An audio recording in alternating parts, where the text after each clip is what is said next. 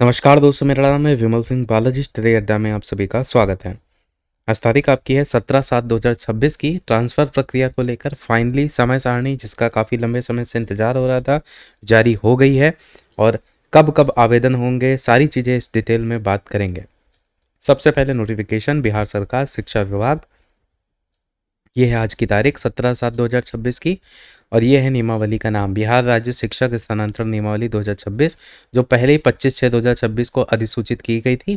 इसी नियमावली में जो प्रावधान है उसके सापेक्ष, जैसे समायोजन करना है, समानुपातीकरण करना है, पारस्परिक स्थानांतरण, इन सभी को लेकर के यहाँ पर समयबद्ध निर्धारण यहाँ पर किया गया है कि कब क्या क्या होगा। सबसे पहला चरण देखिए क्या है, 29 जुलाई से 5 अगस्त 2026। ये वो समय सारणी है जहां पर आपका समायोजन या पारस्परिक स्थानांतरण के लिए आवेदन की प्रक्रिया जो है वो होगी।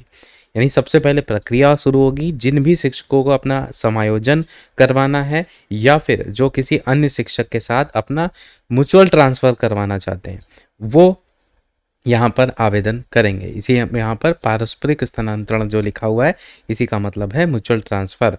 तो जो दो शिक्षक जो होते हैं ना, आपस में अपनी जगह बदल लेते हैं, तो ये आपको यहाँ पर आवेदन करने का मौका 29 जुलाई से 5 अगस्त 2026 तक मिलेगा। दूसरा जो यहाँ पर चरण 1 रखा गया है, मतलब पहले पॉइंट में ये हो गया, अब इसमें अलग अलग चरण है। तो चरण 1 में है कि जो भी समायोजन होगा उसकी जो भी लिस्ट होगी और जो शिकायतें होंगी वो आपकी 7 अगस्त से 9 सितंबर 2026 तक जो है सारी चीज़ें क्लियर की जाएंगी। यानी जो कमेटी बनाई जाती है ना, वो सिर्फ समायोजन वाले जो मामले हैं उन पर आपका सबसे पहले ध्यान देगी कि जहाँ पर शिक्षकों को जिन भी स्कूलों में भेजना है वहाँ पर उनकी कमी है।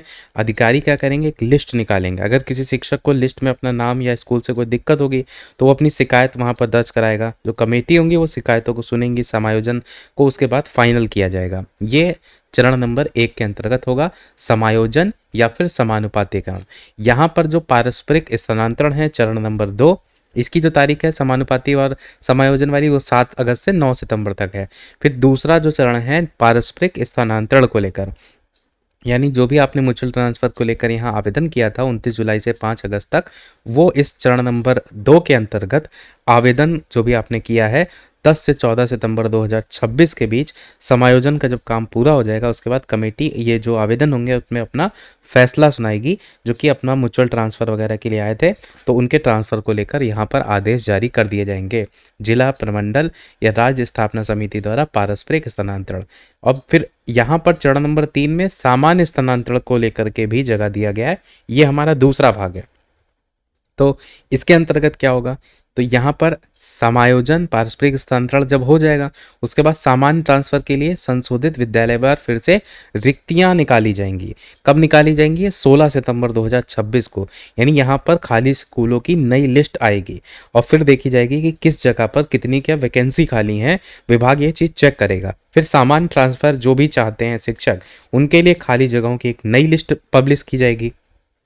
आगे कदम नंबर 5, पॉइंट नंबर 5, इसमें सामान्य स्थानांतरण है के लिए आवेदन की प्रक्रिया, शिक्षकों द्वारा वरीयता के अनुसार विद्यालय के विकल्प का चयन।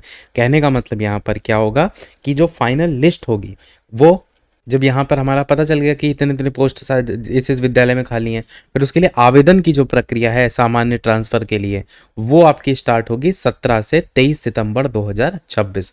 म्यूचुअल ट्रांसफ़र के लिए जो आवेदन है वो 29 जुलाई से 5 अगस्त 2026 तक लिए जाएंगे और सामान्य ट्रांसफ़र के लिए 17 से 23 सितंबर 2026 तक आवेदन लिए जाएंगे।